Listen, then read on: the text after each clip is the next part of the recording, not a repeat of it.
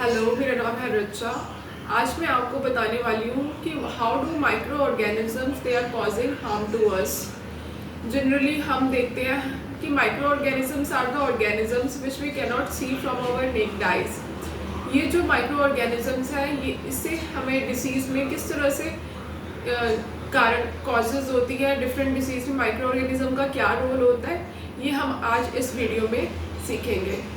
Generally जो micro organisms हमें जो इन्फेक्शंस होते हैं, इन्फेक्शन का मतलब ये नहीं होता कि हमें कोई डिसीज़ होती है, क्योंकि जनरली जैसे हम माइक्रो ऑर्गेनिज्म हमारे जीआई ट्रैक्ट में रहते हैं तो उससे हमें कोई डिसीज़ नहीं होती। लेकिन जब होस्ट का रिस्पॉन्स आता है और वायलेंस प्रोड्यूस होती है, तभी कोई जो इन्फेक्शन है वो डिसीज़ का रूप लेती है। तो इससे भी पता लगता है कि जो डिसीज़ जो है वो तभी होती है, माइक्रो ऑर्गेनिजम्स के अलोन होने से नहीं होती, जबकि जब उसके वायलेंस होने से और उसका जो रिस्पॉन्स, होस्ट का जो रिस्पॉन्स है वो आने से वो जो डिसीज़ है वो होती है। इसके अलावा हम जो देखते हैं कि माइक्रो ऑर्गेनिजम्स को हम दो कैटेगरी में डिवाइड करते हैं। एक होते हैं नॉन पैथोजेंस और एक होते हैं पैथोजेंस। बहुत सारे माइक्रो ऑर्गेनिजम्स हमारे जैसे गट्स में वगैरह में है जो डिसीज़ कॉज नहीं करते, उनको हम नॉन पैथोजेंस कहते हैं। और जो हमारे पैथोजेंस हैं जैसे स्ट्रेप्टोकोकल है, जो स्टेफाइलोकोकस है, जो नीमोकोकस है, विब्रियो कॉलरे, सो ये कुछ पैथोजेंस होते हैं जो कि डिसीज़ कॉज करते हैं। अब ये जो पैथोजेंस हैं जो डिसीज़ कॉज करते हैं, इनको हम 3 कैटेगरी में डिवाइड करते हैं। एक होती है हाई वायलेंस, एक होती है लो वायलेंस और एक होती है अपॉर्चुनिस्टिक वायलेंस।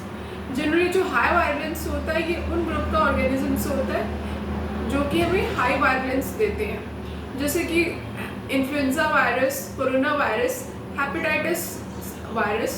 ये जो वायरस है ये अपने जो है ये हाई वायलेंस की कैटेगरी में आते हैं। सेकंड है हमारा लो वायलेंस।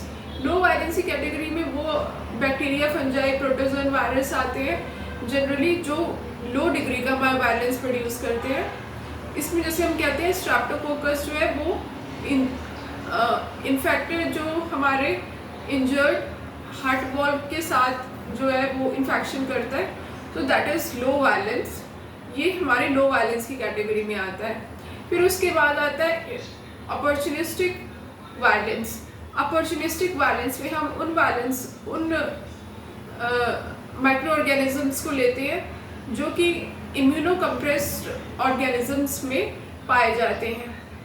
इम्यूनो कंप्रेस का मतलब होता है जिनमें इम्यून सिस्टम बहुत वीक होता है ड्यू टू कीमोथेरेपी जो कैंसर के लिए ली जाती है, या फिर इम्यूनोसप्रेसेंट होते हैं ट्रांसप्लांट रेसिपेंट के कारण, या फिर HIV एड्स से पीड़ित होते हैं। उनमें ये अपॉर्चुनिस्टिक जो माइक्रो ऑर्गेनिजम्स है वो अपॉर्चुनिस्टिक वायलेंस प्रोड्यूस करते हैं। इसके अलावा हम देखेंगे कि ये जो what are the factors affecting the different causing the infection in body.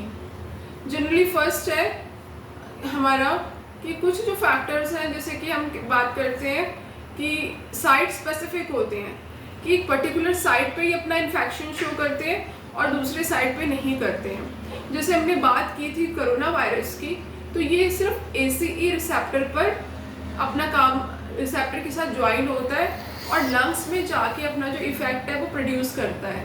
So that is a site specific. इसके अलावा इनकी जो माइक्रो ऑर्गेनिजम्स की जो एंट्री है दैट इज़ वो कहाँ से होती है।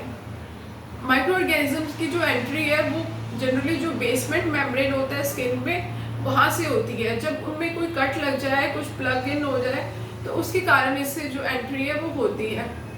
अब इसके बाद कुछ जो वायरस है वो जो रिसेप्टर मॉलिक्यूल प्रेजेंट होते हैं ऑन द सेल्स उससे एंटर कर जाते हैं। जैसे हेपेटाइटिस का वायरस है वो हिपेटोसाइट सेल्स में जो रिसेप्टर्स प्रेजेंट होते हैं उससे रिकॉग्नाइज कर पाता है कि उसने वहाँ पर होस्ट और पैथोजन की जो इंटरेक्शन है वो हो पाती है। इसके अलावा जो साइट स्पेसिफिक फैक्टर्स हैं वो भी रिस्पॉन्सिबल होते हैं होस्ट पैथोजन इंट्रैक्शन के। जनरली ये देखा गया है कि एक ब्रेन की डिसीज़ होती है जिसमें हमारे जो ब्रेन सेल डीमाइलिनेटेड हो जाते हैं। ये कुछ ओलिगोडेंड्राइट्स होती हैं, वो एक प्रमोटर सिक्रीट करती है जिसके सिक्रीट होने से वो डिसीज़ होती है सिक्रीट। तो जनरली ये देखा गया है कि जो जब अगर फैक्टर्स जो है वो प्रेजेंट नहीं होता तो ये जो डिसीज़ नहीं हो पाती।